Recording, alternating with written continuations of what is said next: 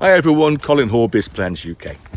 I talk frequently about the need to make good decisions, and one of the ways to do that is to get trusted outside advice, someone who is impartial and can give you honest feedback about what you're planning to do.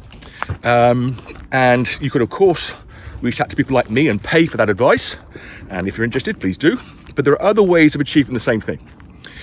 Firstly, find people you trust. If you have friends who you think will be honest, won't share the information, and who are smart enough to be able to speak intelligently and give you feedback on the things that you're doing, then by all means reach out to them. It won't cost you more than a cup of coffee or maybe a lunch.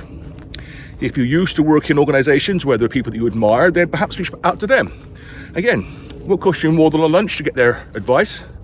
If any of them are retired, they might even agree to become a permanent mentor, keep their old grey cells ticking over.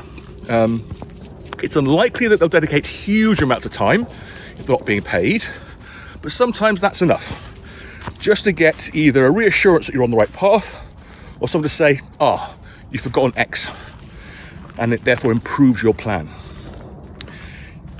Speaking of mentoring, there are also mentorship programs, both regionally and nationally, that are either not very expensive or in some cases are free. I'm a mentor on the Help to Grow program, and people who join that get 10 hours of free mentorship across a year. If they want to, they can choose to pay to have further mentorship or consulting. And there are other programs like that around the place. Then, of course, you can start spending some decent money, and you can get advisors and consultants who can either give you advice on a specific question or topic or problem, or could be there more of a mentorship role to give you ongoing support.